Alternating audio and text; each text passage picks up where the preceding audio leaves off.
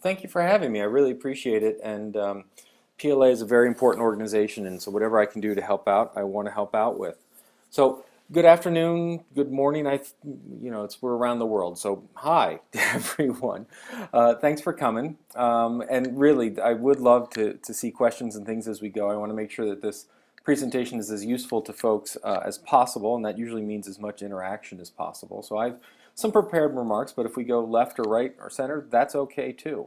Not a problem at all. Now, if you're anything like me and you look at this title, you probably have the first reaction like I did, which looks a lot like this, hopefully. Post-recession library? Right? I mean, let's face it, this is not just the golden era of library funding we're going through. I mean, if you're anything like me, either you know someone who's been laid off, you know someone who's about to get laid off or on furloughs, or you're worried yourself that it's going to happen. This is really dark budgeting times, and I don't want to in any way minimize the fact that we're feeling a lot of pain at this point in the U.S. I mean, we've been salvaged a little bit from when the crisis started in 2000, 2007, 2008 in the fact that we've had federal funding, we've had delayed budget kick-ins, we've had the money was already collected and we've been spending it out, but we're feeling the pain now, even though we're sort of past technically the recession and we're to the point of beginning a recovery. We're only beginning to feel the pain right now in libraries, at the state library, at the local library, at the system library level. And so I don't want to in any way feel like we're minimizing this. What I really do want to focus on is not the new normal as many people talk about. We could have an entire discussion about how to do more with less. And frankly, there's not much more we can do, and less is going to be less. This isn't an idea of how do we get used to being funded at such low levels. This is not I don't want to have a discussion about, how horrible it is out there. Let's just acknowledge it and then think about how can we prepare so that we don't get in this situation, or how can we take advantage of the fact that, this recession has really changed the consciousness about public libraries with the public. And I think that right now there are some opportunities there that we can look at, but we need to be prepared for them. We need to figure out how we're going to utilize those opportunities, and we don't want to waste what silver linings we've managed to find. So if you were doing a search around the idea of public library usage, and this search was done about 1.5 years ago, and you just did a general Google search, you would find something that looks remarkably like this.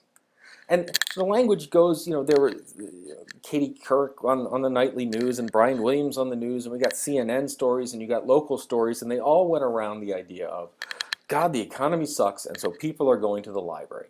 They're going because, look, they have free DVDs. I mean, it just amazes me to this day that, it was like 2 years ago, Oprah Winfrey was sitting there saying, can you believe you can get DVDs at the library? And you're like, hello, where have you been?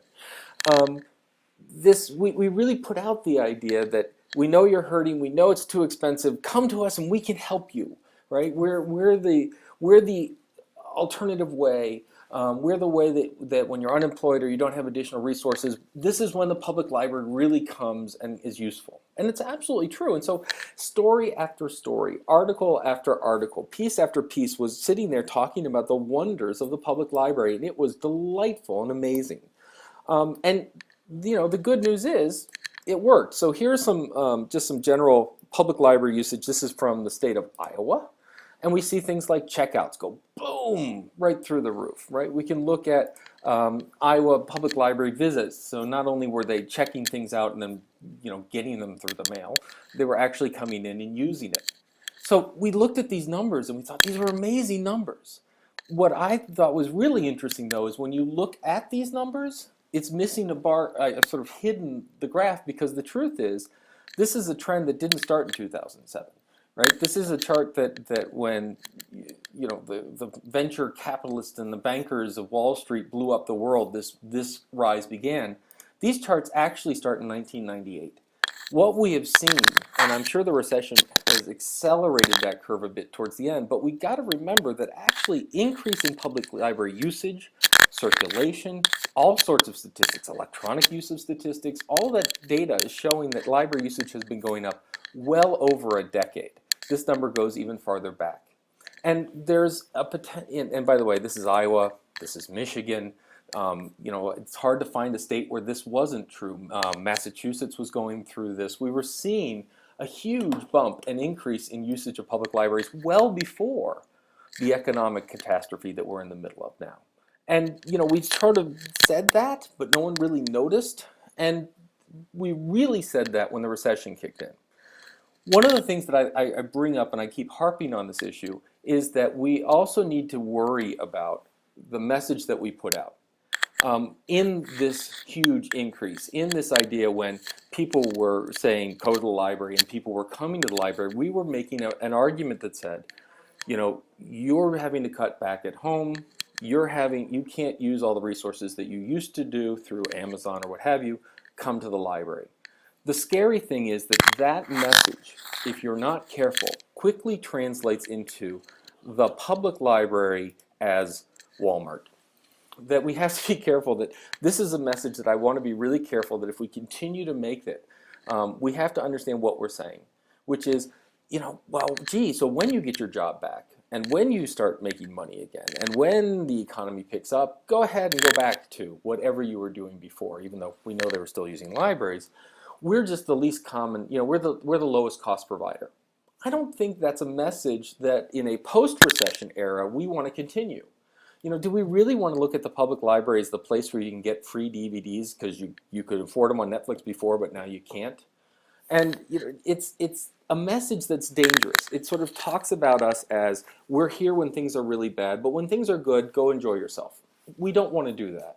What we need to do is when we're thinking about and working forward as the recovery comes about, we need to position ourselves so that we can utilize the fact that we have brought new people into the library.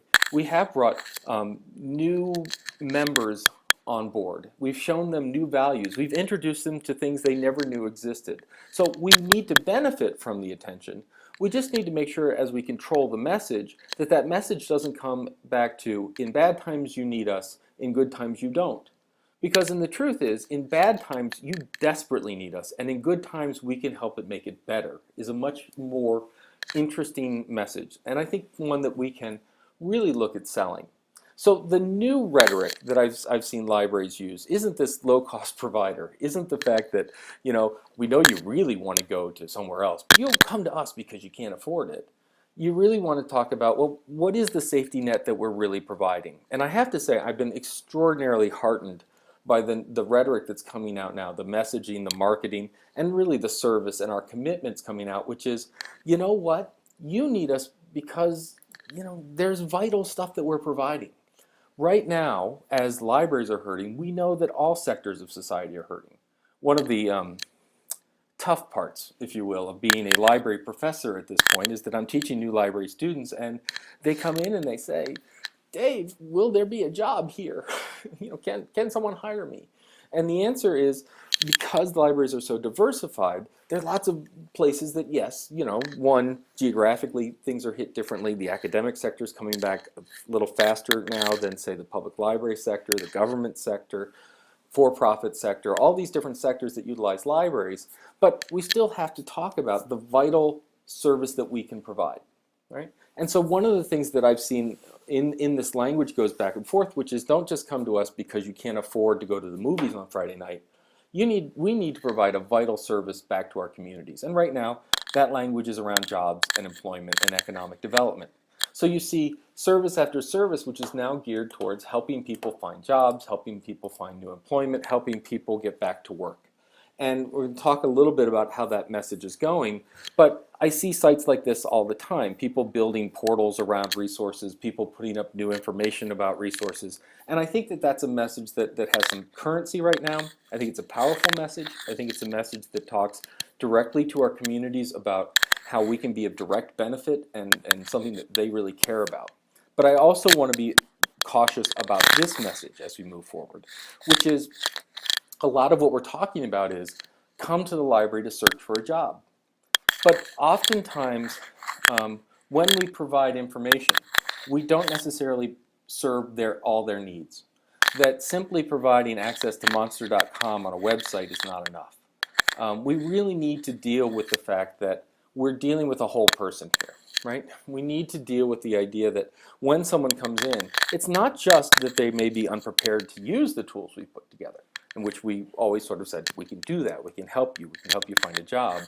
We also need to understand that we need the community to understand that we do feel their pain and that we understand that they're a complete person, not just someone looking for a job.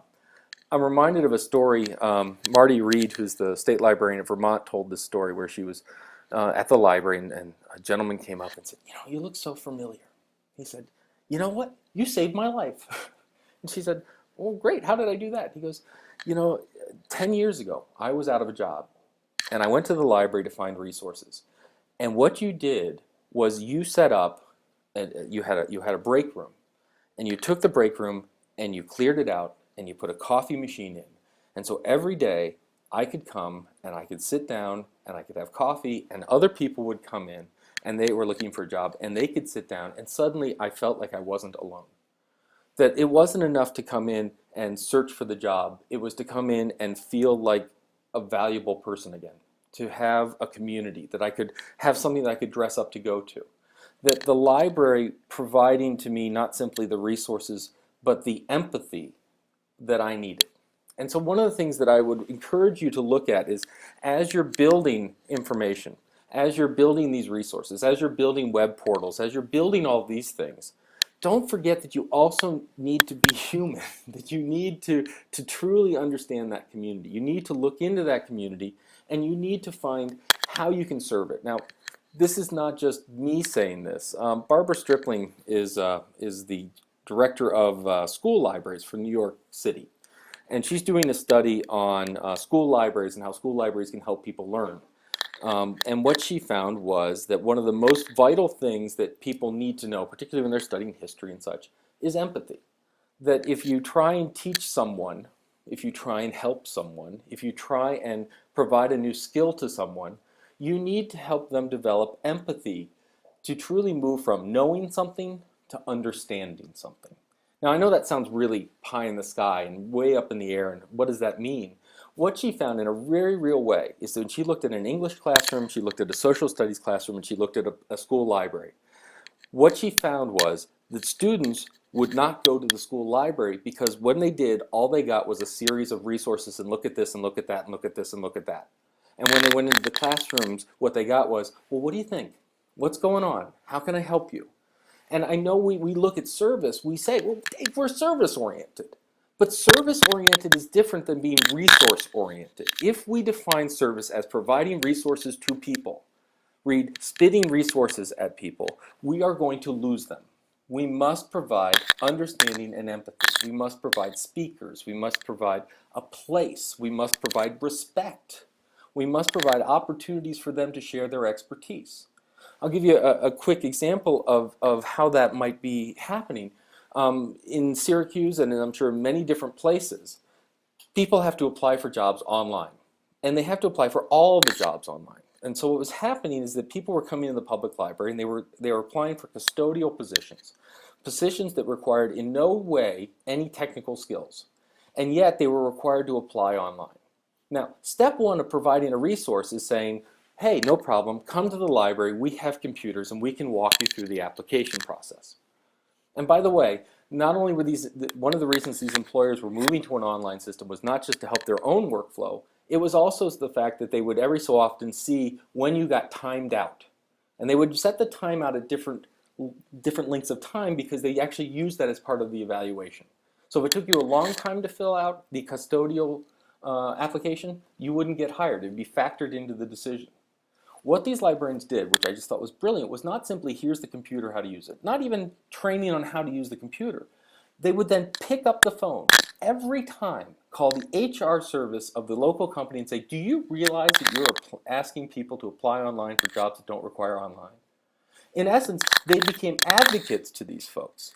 And so the idea is that what we need to look at in a post-recession library or in a recovery library is that our communities are hurting. We understand that they're hurting, we have resources to help, but even more importantly, we are committed to help them. What can we do in an advocacy mode back to these folks, right? Can we present to these large corporations and employers statistics of the number of people who are coming in for these jobs? Can we present them what technical hurdles they found? Because we're going to them not as someone saying, well, I want my job and you won't let me. We're going to them as saying, our community's in pain, here are the obstacles that are in their way, how can we solve this together? Can we set up training sessions so your HR folks can come into our library to talk to these potential people who are looking for jobs? That's a radically different role than unemployment's high, let's go find a bunch of unemployment resources. So what I would like you to think about as we move into this sort of post-recession library, where people are coming into, on huge numbers, is how can we treat them as people, as members? Simple things like coffee pots and meeting rooms, larger things like sessions and work, but understand that you're really teaching these folks. In order to help them, you must understand them as a whole person and not simply their information need and their information problem. I'll give you a few other examples of how the employment thing can play out. This is the Free Library of Philadelphia. And within the Free Library of Philadelphia, we started talking about, to the business community, how can the library help the business community? And we were meeting with venture capitalists and people from large corporations, and they all looked at us and they said, you can't, thanks anyway. And I said, oh, I'm sorry. You know, had we stopped the conversation there, it would have been very depressing. But luckily we waited two seconds, and they said, but when I started my business, the public library was vital. Right? So here were people that were now in charge of very large corporations, and when they started, and they said, you know, when I was starting, I had this great idea, and I couldn't do it within my organization. I couldn't do it because, one, they'd own it, two, they'd know I was thinking about leaving, three, they didn't have the resources, whatever it was. And so where did I do? I went to the public library. They had million-dollar databases I could get to, but they had a place and they had an area to work in. And so what the public library needs to do to support business and economic development is to help people start businesses. You know, we do a lot of things where we look at public libraries as providing business resources. How much do we do in sort of starting business resources? You know, we talk a lot about helping people find jobs. How much do we do in helping people create jobs? And that's something that we need to think about, I think, a lot more deeply. We treat jobs as if they're this commodity that we buy and trade and move around, and the truth is we really want to find people's passions and find a way that they can make a living at it. And that's sort of interesting. So what we were proposing is something called the entrepreneurium, where we would create a center that looked more like, you know, FedEx Kinko's than looked like the business reading room. People would come in cohorts. We could prepare, not only do lectures about how to start businesses and bring in accountants and lawyers and venture capitalists for people to hear and pitch ideas to. We'd also do field trips. So people would meet in the library and we'd go to local startup companies, whether it was the butcher on the corner or whether it was a large startup. And we'd say, what did it take to start this and how did you do it? And so going outside of the library to this expertise, we could begin to really generate ideas on how do we create businesses. Now, you're saying, oh, great, Dave, Free Library of Philadelphia, they're in a large urban area, they got lots of people to go around. I'm in, fill in the blank here, 1-person library, 10-person library, rural, suburban, what have you. Well, this is where there's a cool story. I'm also part of a project called I Lead You, which is out of the state of Illinois, where we do, it's sort of an immersion exercise for a year where we talk about technology and leadership.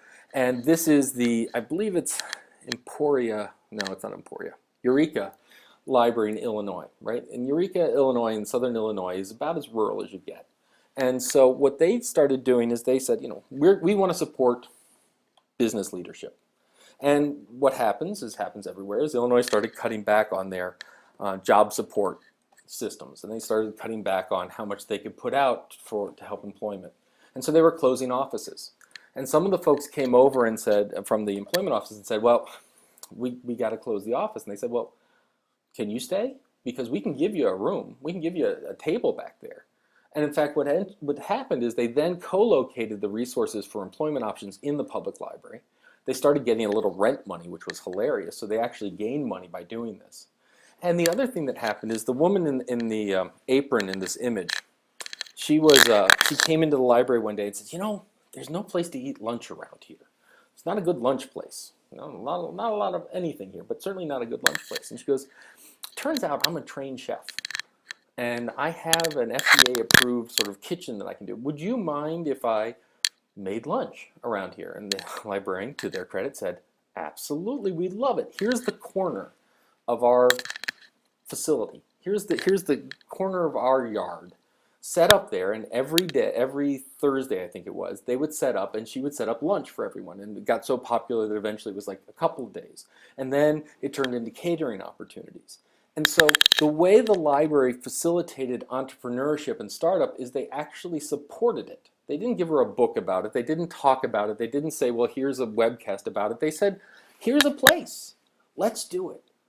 How many of those are in your community right now? How many people are doing scrapbooking? How many people are doing knitting? How many people are doing computer programming and coding? How many people are doing consulting? And how many of them right now are going to be coming into your library so they can hang out around that coffee urn because they're looking for the next position? Right? We have another library here. They every month they have a discussion on Civil War history, and they bring this fellow who comes and talks about Civil War history, and he's actually a warehouse worker in a local Home Depot. But for one day a month, he's the Civil War historian who loves it and gets to use it, and suddenly everyone's coming in and they've started a community and they've started a discussion, and he gets much more fulfillment from that than necessarily what his day job is. And maybe, someday that'll turn into another job or another career. It's these kinds of opportunities that we can provide, and really one-on-one, every so often, that we can really begin to look at how can the public library help the community develop and improve. Finding jobs is important, but finding your passion may be much more important. Finding resources to support your passion, the most important thing yet. What are we doing to serve that need? There's no book we can buy on that. There's no material that we can provide. That really is us talking to folks. So exploring empathy, exploring career opportunities by doing. And really thinking about whole new creatives that we can be entrepreneurial as well. We need to model this. So the idea is, I told this line to a good friend of mine once. I said, librarians should help people create, quit their job and create a new one. And he looked back at me and he said, how many librarians do you know quit their job to start a whole new business? And probably not as many as I would like. But then again, we could say this of neighbors and friends and all these other things. So if we're not ready to quit our jobs today to model this behavior, we can at least be much more entrepreneurial and innovative within our libraries. So this is a story you've probably heard a lot about. And Sari Feldman, who's like one of my favorite human beings in the whole world, is the director of the Cuyahoga County Public Library outside of Cleveland, Ohio. I believe a former PLA president. And she tells the story about how, due to economic downturns, they were having to cut Sunday hours at many of the branches. And she was at a session where she found out that you can, right now, if you want a passport, you can go to the post office, give them $50, a picture, fill out some paperwork, and off it goes.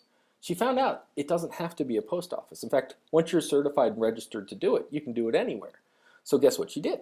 She took like the remaining public libraries that were open on a Sunday. She set up a passport processing center there, and what happens is they made enough money at keeping the fees and such for that processing and serving a real need within their community that eventually they could open up Sunday hours at all the other branches. That's an entrepreneurial idea, right? The passport, it fits the community, it fits a community need, it's not a commercialization or a sellout of that community, and yet it's something entrepreneurial, it's something new, and it's something that we can look at creating new revenue sources in order to support what we're doing. I talked to another friend of mine who moved from being director of a library to being part of a library consortium, and he said, it's very interesting now. He said, my job now is that I've got to go out and get customers, and I've got to get people to buy in. He said, most of my library career has been about spending budgets. Here's the money that the city, the state, whatever gives us, and my job's to spend it. Spend as close to it as possible and not go over. He says, now I'm in a position where I've got to earn it. He says, it's a very different mindset. So when we look at our budgets in this recession world that we're in, and hopefully post-recession world we're in, we need to consider that the money that we're going to be bringing in may not always come from the taxpayers, or may not come directly from the taxpayers. We need to look at other ways of doing this. Another example, I should stop here.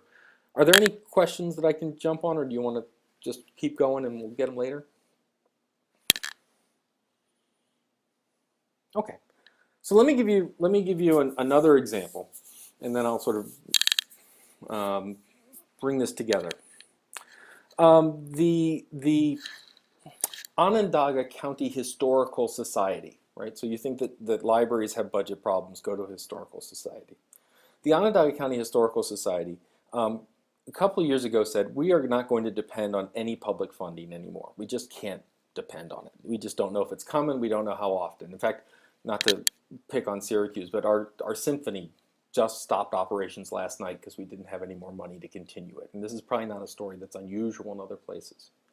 So they said, forget it. We just can't do it. What can we do? And they created a program, a very interesting partnership with the local theater, Syracuse Stage, professional theater company. And they said, what we're going to do is we're going to, every play that you bring in, we're going to identify some linkage to our local community. In their case, a historical linkage. In our case, it could be historical, it could be current, it could be future. And what we're going to do is this historical society went through their collections, and so currently the Miracle Worker is what's being offered.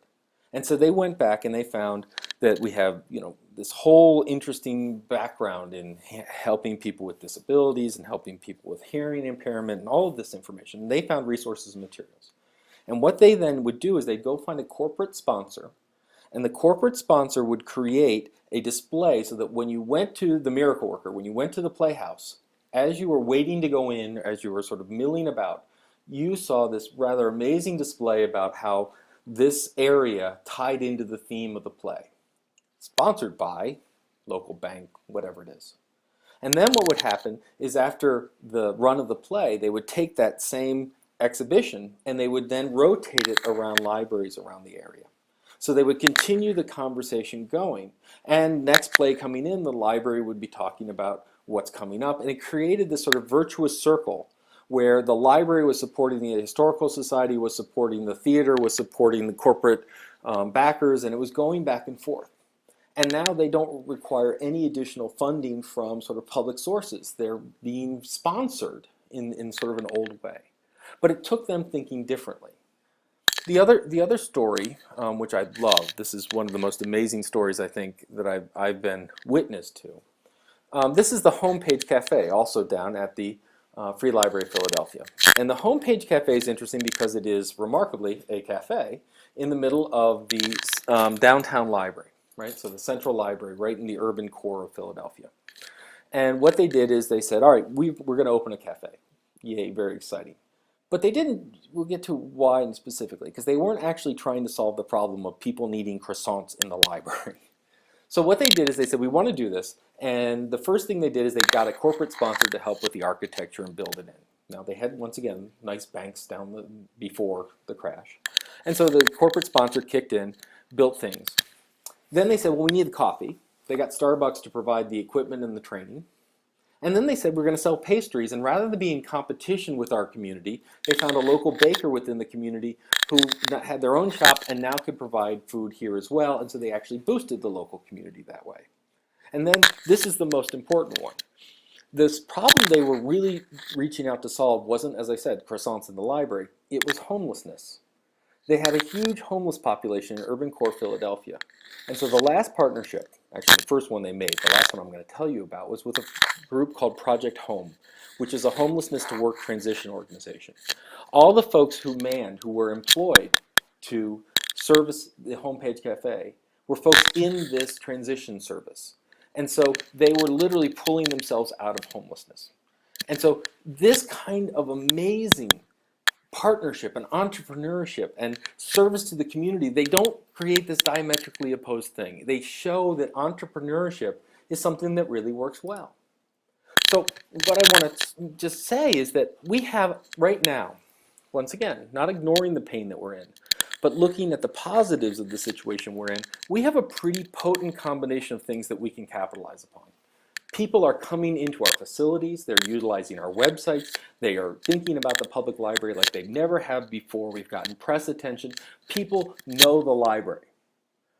We have services that we can offer, and these services go beyond simply here's the collection, here's the material, but really these whole person services, this idea that we can provide not only a true community place, a place to come and be a community, a place to come and feel worthy, a place to come and share ideas. We have that, which is unlike any other business out there. I mean, if you talk to someone and said, what do you want to do? We want to create a physical presence facility that's highly trusted by their communities in every community and hamlet in this country. You couldn't do it, and yet that's what we have in public libraries today. And we have this ability and these models that we can look at about being innovative within what we do and helping foster other people being innovative.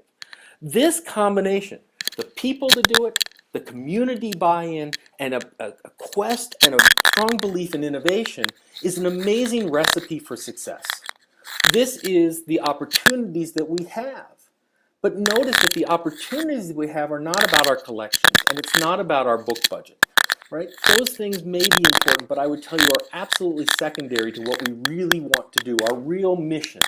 Our real mission is not to warehouse and collect materials and things. Our real mission is not to just sit here as a building and have people come in and be quiet and all this. Our real mission, the mission of every librarian, is to improve society through facilitating knowledge creation in their communities. Why you are there is to make it better.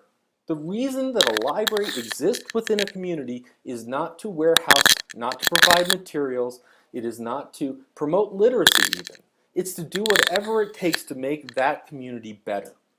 And, very importantly, in a very particular way, which is around knowledge.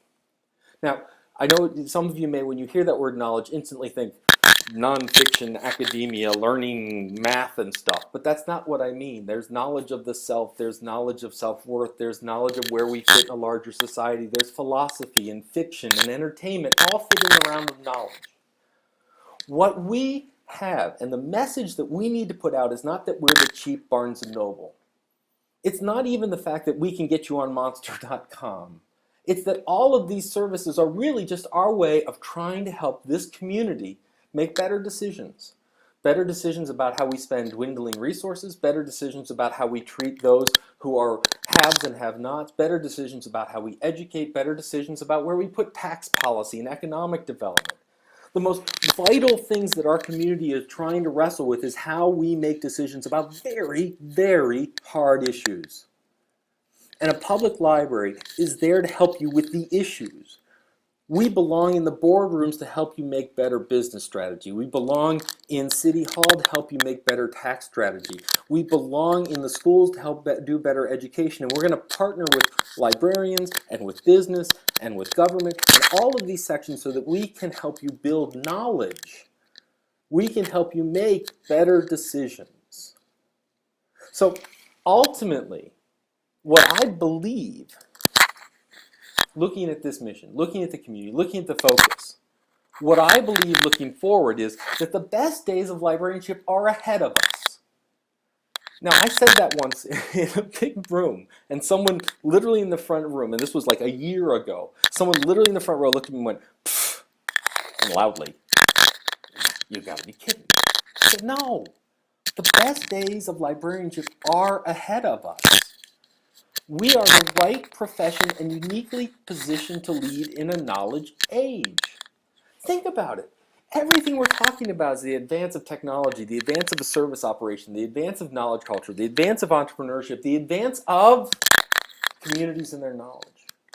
Who else can walk through the halls of government and walk through the halls of corporation and walk through the halls of the homeless and be considered someone who can be trusted and deliver that information? Who else is professionally trained, distributed around the country, around the world to take advantage of these resources? This is our time. But to take advantage of this post-recession age, to take advantage of this new normal, to take advantage of the people coming into our doors, it's not going to be our collections, but our communities that ensure that future. So when I do have those library science students come and ask me, is there a job? Am I going to be employed? Where are we going to go from here? I said, go out and find out. I said, look, we're not going to avoid this. We're not going to pretend that nothing's happened. Go out and find out. So I sent library science students through the literature, through the news. I sent them calling, and I said, tell me what the state of libraries are like right now. And we had a very frank discussion about that, and we need to. And you know what they found? They said, you know, it's tough. We see libraries closing. We see libraries being threatened to close. We see zeroed out budgets. We see, you know, people in the federal Congress talking about cutting LSDA funds. We see lots of that. But the other thing that every time we found that depressing news, we found this. We found that every time a library was threatened, people stood up. The people of the community stood up. The people of the communities were so invested in their library that they shouted and for the first time became involved and active. Now, I don't know about where you live, but right now I have a major Borders closing. I've seen lots of Borders closing, right? They're scaling back.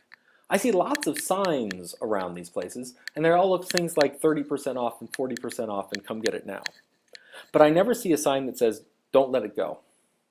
When a Blockbuster closes, people don't picket. When someone threatens to close Barnes & Noble, if it comes to that point, people are not going to line up out of the door and chain themselves in the room, into the building to prevent it from being closed. And yet, that was happening in public library after public library after public library. The future of the public library and the real value that we get for all this pain is that we get this. We get 11-year-olds sending email and $11 of their own allowance to keep us up. They get people who won't let us close. This is our value. And this value doesn't come from the number of resources we put on a web page, and it doesn't come from how cheap we are with the latest Danielle Steele book, and it doesn't come from simply being a place that people can go because they can't go anywhere else. It comes from the fact that we believe and love this community and show value to this community every day, and they're starting to show it back. So the way we get through a post-recession library is not to entrench ourselves and just say, oh my God, we can't afford ebooks and HarperCollins is going to let you 20. Who cares what HarperCollins wants to do? If you want to boycott HarperCollins, make sure that your community is willing to do it too, because you got to see, they need to feel your pain as well. What we can do is if we use this as a chance to reconnect with our community. I just saw a note about not every community, there are some communities that vote to close. It's true. How can we show them what it means to close us? How can we show them, how can we make sure that if they threaten us, all these folks are going to stand up for us? The best advocates that we have for renewed funding, for continued existence, are not ourselves. They're the people and the stories that we can tell of those people making better decisions and having better lives.